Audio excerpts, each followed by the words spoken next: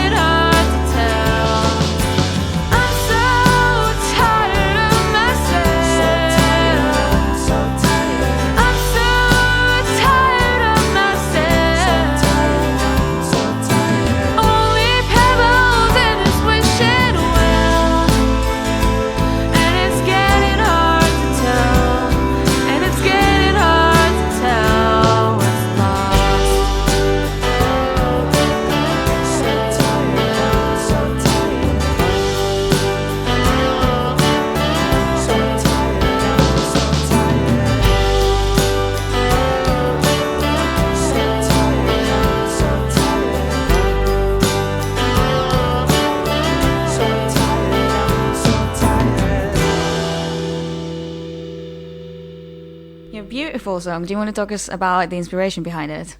Thank you. I mean, the way that Ilana and me write songs kind of varies. Sometimes, sometimes we'll literally sit down and we'll do half each, and sometimes I'll have most of a song and she will do the rest, and sometimes, in the case of Pebbles, she had pretty much the whole thing. Came in and I was like, what's that? What is that? And so we kind of worked a little bit on it, and that's what we did. This Wyllows sort of the way that we were able to kind of just work with each other. I mean, it was kind of freeing, really, because usually, which is great, we're in a band usually, you know, with other people, but this time we were able to just put these different ideas down and try and experiment a bit, and yeah, that's what we came up So the Wyllows is a band then. When did they come about, and then how did you meet Lana? Yeah, and she's not with us today because she's actually over in America, isn't she, at the moment? So let's include her as much as possible. I mean, how did you guys meet? How did Wyllows form as well, and what was your decision in terms of your type of music from the past? Yeah. So, well, we met in university. We did the songwriting masters together, and that was like back in 2016. So which university? University of South Wales. Oh, right, okay. So it was like, that's why we both moved there, you know what I mean, from Liverpool and from Boston. But yeah, we started a band called Glass Jackets, and we were in Glass Jackets, and still are in Glass Jackets for 3 years or whatever. So this is a little bit of a side project, Wyllows. Yeah, I mean, well, it started off that way. It started off as a way to just throw all of our demos out online, and then it became more, and then radio stations started playing it and all around the world, and then we just started, like, people came to the Spotify, and we got 20,000 plays, and we were like, geez, man, we didn't expect it to be like that. So it became a more serious thing, and we got a lot of plans for both Glass Jackets and for Wyllows, like, coming up when we're allowed. So you mentioned you started in uni. How long ago was that now? So 4 years, just 4 to 5 years, yeah. Oh, right, so uni for me was 10 years ago. Oh my god. You're old now. so it's about 5 years old then, the Wyllows. No, Wyllows itself is like, 6 months. Yeah, beginning. I've seen it. You guys started at the beginning of the first lockdown, and that's when you also got the first EP out. That's right. Yeah. So we started just as a place to put all of our demos when we put the EP out in July. And we've done like a live session for the BBC, and we've done a couple of other bits and pieces, but really up until then we haven't been able to go and gig or anything like that as Wyllows yet, properly. So that's something that we're really looking forward to doing, to get these songs out. Yeah, I bet it was really interesting just to do everything at home, because I imagine because you started at home, you recorded everything at home as well. Yeah, and produced everything at home. Yeah, it's a bit different. It's a bit of a different environment doing it like that. Do you think it's easier? Well, you roll out of bed and you get the guitar in it. So you got that. Studio's right there, yeah. Yeah, you're in your slippers, But I don't know. Like, sometimes I always think, like, if I want to record some of my own stuff, because I'm a producer as well, right? So if I want to record some of my own stuff, I very rarely do it myself, because I always think somebody else's expertise, somebody else's ideas, somebody else's... So, it was just because it weren't ideal to do it ourselves, but we just tried our best to be as, push the boundary as much as possible with the way that we were doing it, and not be so precious with the song. And it worked out, really. Well, I hope it worked out, yeah. It's all right, I think, yeah. Well, you said earlier that you haven't obviously played as Wyllows at a gig. Where would you like to play at for your first gig? Oh. And where have you played before as well? Is Cardiff treated you well on the music scene? Yeah, Cardiff has literally. Give us a rundown of your favourite places that you've either played out of or... Oh, man. And where you would like to play as Wyllows. And where we'd like to play as Wyllows. Right. Oh, my God. It's a four-part question. We've played at every single place. We've done everything from Goody Who when it was there, which we absolutely loved, right the way to Tramshed. We've done all in between the Globe. We've done everywhere. Clubby for Bach. I think the way that Cardiff approaches music reminds me a lot of Liverpool, because it's kind of like Welsh people are extremely almost like they're super creative, and they're super like obsessed with music as the way that Scousers are. Passion bleeds through everything they do. It's the passion, man. It's the passion. And so with each of those different music venues, they've got their own little character. Yeah. They've got their own little way to make you feel like what you're doing isn't a joke and isn't pointless. And for a musician, that's really, really important, because so often we feel like, what's the fucking point of what? Yeah, it's all right. It's okay. Sorry, what are we we'll doing? Stick a parental advisory one on this one, shall we? Yeah, nice one, Elliot. Yeah, what is the point of doing what we're doing? But each of these places really does give us that sort of sense of we're meant to be doing this, and it's great. It pushes you to do more. It really does. I mean, Porter's is our probably our favourite venue, only because our home base, is it? We drink there as well. That's where we concocted the idea to be in a band. That's where we had the first sort of meetings with each other, and the first times we've ever kind of got up on stage and seen each other. You know, it's all. But Porter's is very much like that doorway that you see in a tree, and you just look into it, and all of a sudden there's like a magical world of musicians in there, because it's completely out of town, and it's the right vibe in there. But it is, unless you know. If you don't, you walk in there. And it was just a very Alice in Wonderland moment, isn't it? Because you go down the stairs, it's almost like you're going into that tunnel. That's crazy. And some of the people that you see there as well, like just moving here, you have when I first moved here, you have like a little bit of a scout of like who's the musicians around here, and they're all in there, the big names, who's the up and coming people, you know, and all of the people that I stalked on Facey before I even moved here, and I was like, oh, they're cool. I walked into Porter's, and there they all are, like having a drink and stuff, like, you know, you like Tobias Robertson and John Lilly Green and Maddie. And like the Strands and things like that. Everyone who means something to the city always passes through Porter's, you know, so that's kind of home base. They were one of our first, Sedan was one of our first pub live venue guys to come on the show. Oh, awesome. So you can catch that interview that's out there as well, guys.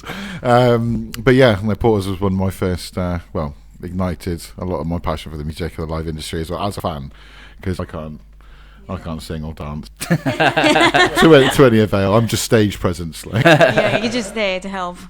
But yeah, which is the venue that you would love to play in the future with Wyllows? Okay, so I think Wyllows would be.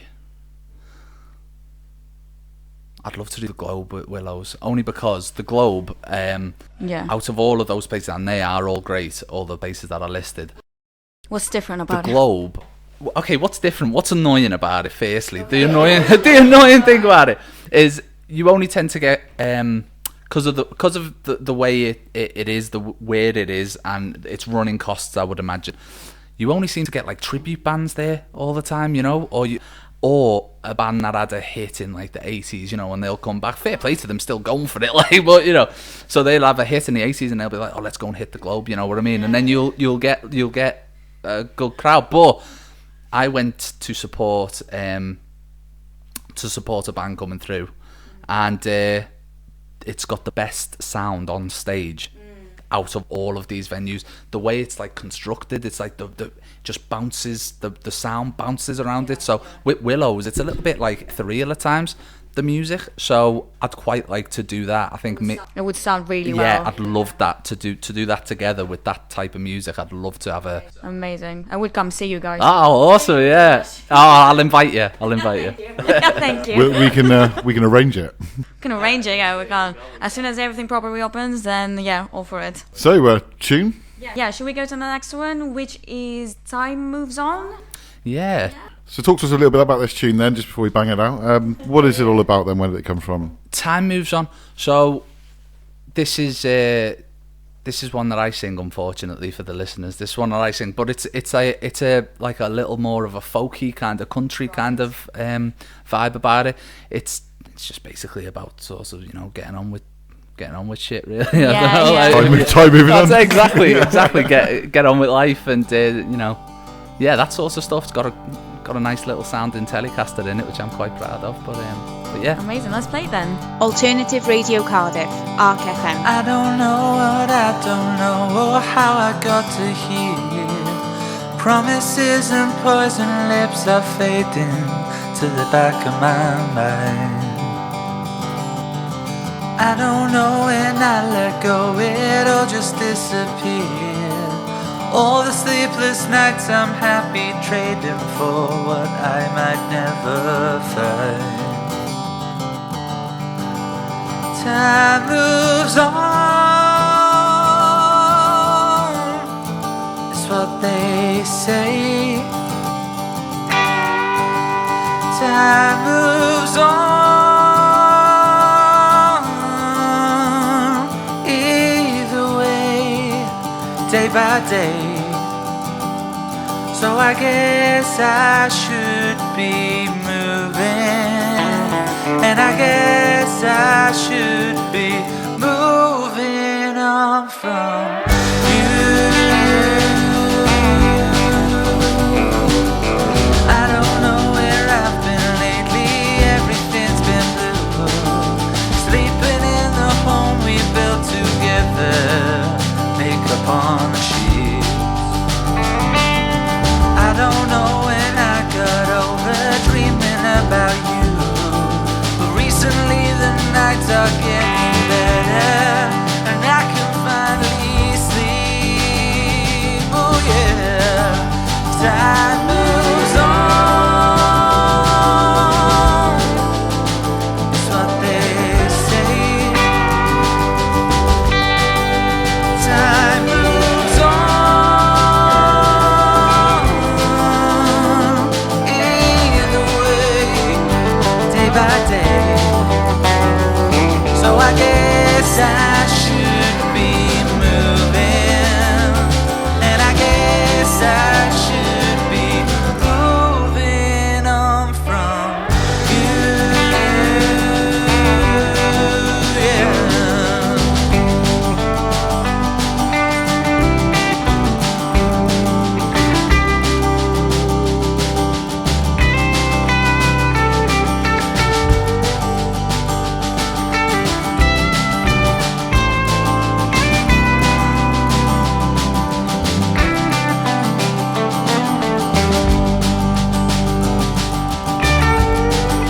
Time moves on, it's what they say. Time moves on, either way, day by day. So I guess I should be moving, and I guess I should be moving.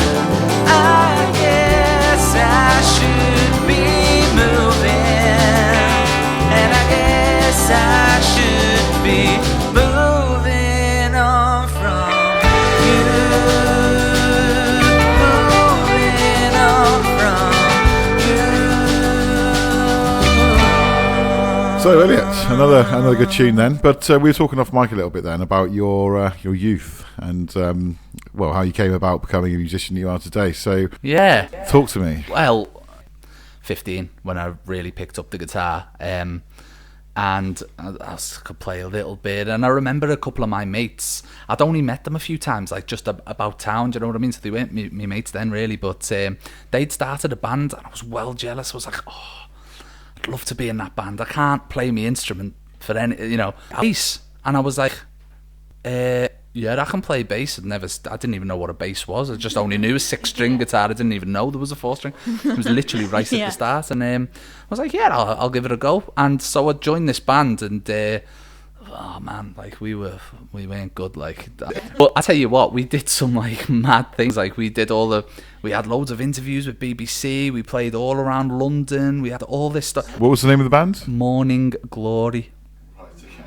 Obviously taken from the Oasis album. Right, okay. And it was basically just really, really loud and really, really not very good. But we had such a laugh. It was worth it. So how long ago was that? That was when you were 15, you said? Yeah, that was when I was well, no, I started when I was 15. This was about when I was 17. Right, okay. But it was kind of like a great intro to the music sort of world for me. Just a stepping stone to what you were going to do after. Yeah, the stepping stone, and I was learning off these lads. I didn't know what I was doing. I was learning, and then I continued to learn, and your palette just sort of grows with how much music you consume.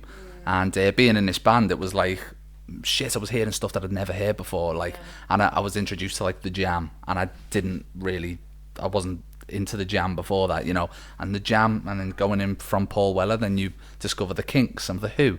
Then from the Who, especially their later stuff, you discover a little bit more David Bowie, and then you discover a bit more Frank Zappa, and it goes a little bit mad, and you just consume it all, and it does you good, getting that knowledge. So if say now where do you see yourself in 5 years' time? Because that's how you was a stepping stone. In 5 years' time, where would you see yourself, as Wyllows or as Glass Jacket? Ideally, we'd be still doing both, I think. But Ilana and me, we write for other people a lot, which is what we've been doing for the last, year or so. Really, when you're writing for the moment? Yeah, we're writing for an artist called Youre Beautiful. She's brilliant local artist from around here, and we're also writing for somebody who I can't tell you. They're based in America. So we're working with I don't know how it happened, but we're working with a Grammy-winning producer at the moment. So we're writing kind of songs that are a little bit different to what we usually put out for ourselves. We're writing it's a challenge, though, isn't it? It is a challenge, to write a song that we're trying to write. When we do for us, we're trying to write songs that we like, right? Because that's just what you do. But when you're writing for other people, or you're writing with a producer with a clear goal in mind, you're trying to write a song to capture someone on their way to work in the car, a Radio 1 track, somebody who isn't necessarily so obsessed with music as us. You're trying to capture their imagination of that sort of pop song. So that's what we're writing at the moment, and we've written a few. So hopefully we'll have some news to share. Oh my, can't wait to hear them. Okay, so we are going to move on to the next song that you've got, Long Lost Love. Do you want to talk about how that was created? Yeah. So Ilana sent me this thing, which was to be Long Lost Love. She sent this just little phone recording, and she's like, I don't know if you've noticed, I'm sure you have, but her lyrics are fantastic. Like she has this amazing knack to her songs, right? So that's the very first thing that always strikes me about anything that she brings. And she sent me this thing, and it was great. The verse was great, and the chorus was a little. I was just like, oh, we didn't know. So we took it in together, and we tried to work something out, and we ended up with this kind of Fleetwood Mac-y almost sounding. We love Fleetwood Mac. What it means, we were really, really into it. So when we recorded it, we tried to give it a little bit more attitude and a little bit more oomph and a little bit more drive with the bass and the drums. And that's what we got in the end, hopefully. Cool, yeah. Let's hear it then. Alternative Radio Cardiff, Arc FM.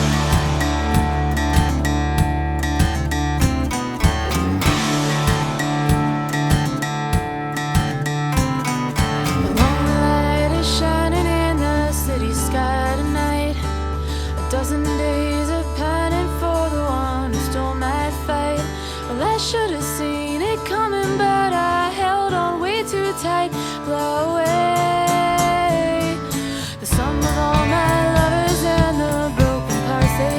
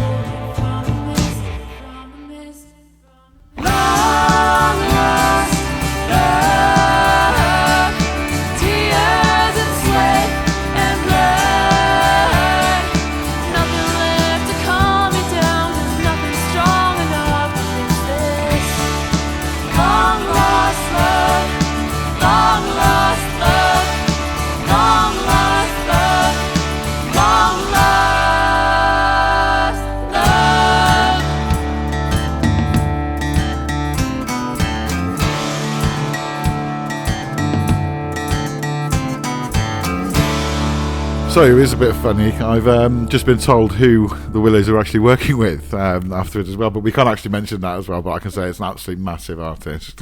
Whether Elliot wants me to mention that, but wow. But so what lies in the future? Well, yeah, I think the pair of us obviously we're so far into the music world now. It's that's going to be it for us. We love it. We've lived it for every day since we can both remember, really. And so I think continuing to build, continuing to get better and to improve and look at different ways we can be creative. What I think, I don't know if you feel this, because you're a big music fan, a bit dead at the moment. And that is not to say that these bands that are coming out and these artists that are coming out aren't good, because they are, right? They are talented. But I feel like everyone's chasing, let's get substance, and they die. These bands, they go, where's their second album? Where's this? So it's just temporary, and they're so much more talented than just that. So I feel like because of that, we're kind of on a mission to show that people still do want songs. People still do want songs like in the way that Carole King write them, or in the way the Beatles would write them, or in the way Ray Davies. Some pioneering talent, some like original, sort of innovative, original songwriting. Question that I put to you then, I mean, do you think that, the loss or the distortion of that authentic talent, should we say, how is that lost? Do you think it's lost because of the wishes at the moment, or because of the general thought process that's going through the minds of guys or girls at the moment? Yeah, I think there's a couple of reasons. I do think that's partly why, because of the way that musicians are mistreated and have been for so long. But I also think that there's a lot of anger from musicians because of that, and because of the way that the political climate is, or the way that, and the anger comes out in this music, which is amazing. That always will have its place, always, and that that always deserves a platform. I think alongside that though, that type of music where it's like I'm talking like Idols, for example, or a band like that, they're amazing. They are amazing. The reason why these radio stations aren't playing band anymore, people just think it's because rock's dead, or it's because indie's dead, and it's not. It's just because I think it's coming back. It is coming back. It's because people's perceptions of what a song is need to return to, this is a really well crafted song. This is not just now, but you would hear it in 20 years. So we're very far away from doing that right now. But that's what we want to do. That is what our aim is, to bring that back to the fore. Yeah, and I think that's really good, because there's so many nowadays. Music is all about trends, and trends. I really don't like the word trends, because they don't last. So if you've got something that you can make that's art lasts, and as long as you can project it onto everyone else, then I think you'll go forward. Yeah, I totally agree. It is a trend sort of thing now at the moment, and obviously we keep our ear to the ground with music all the time. As I say, we're doing it all the time. A lot of these people, lads and girls in bands and stuff, they are doing this one particular thing, especially here in South Wales, and it is great. It is great. But sometimes it can struggle to transfer over to the mainstream. And then you've got like pop acts, what you would call quote unquote pop acts. You've got like, and doing some of the best work I've heard in chart music for, 15 years, 20 years. You've got The Weeknd doing this, Bruno Mars. You've got all of these, Taylor Swift, all of these amazing acts. So songwriting is back. Songwriting as a form is back. People no longer want, here's the dance music, here's the drop, here's the rock music, they want songs, and that's what we're trying to provide, Amazing. We're hoping to work with you in the future. Yeah, I'd love that. Elliot. And do you want to give us your social media so the people can find you? Of course, yeah. So you can get me at EO Music UK on everything. You can get Wyllows at Wyllows Music on everything, and you can get Glass Jackets on everything. So amazing, easy as that. Pretty straightforward. Yeah. And of course, you can find them here on Alternative Radio Cardiff. Of course, where else would they be? Amazing. Thank you so much for today, Elliot. Thank you so much. No, thank you so much for having me. And as well, I just want to put in as well, just as we're coming off the air. recently we've had this big league, right? I don't know if you're into your football. I'm a big Liverpool supporter. How come? And the way that and the way that people were trying to take something that people of a working class, people from working class background built football, you know, and people from a non-working class background were trying to take it. And the way that everybody united and everybody came together showed what the country can do. And I think that's really, really important, because on all of the issues that are plaguing this country right now, such as poverty, racism and sexism, music and everything that we do, is to everybody needs to unite and make sure that the injustices last no more, hopefully one day. So yeah. And we fully agree with you. Amazing. Thank you so much, Elliot. Thank you. Thank you for having us. Ta-ra.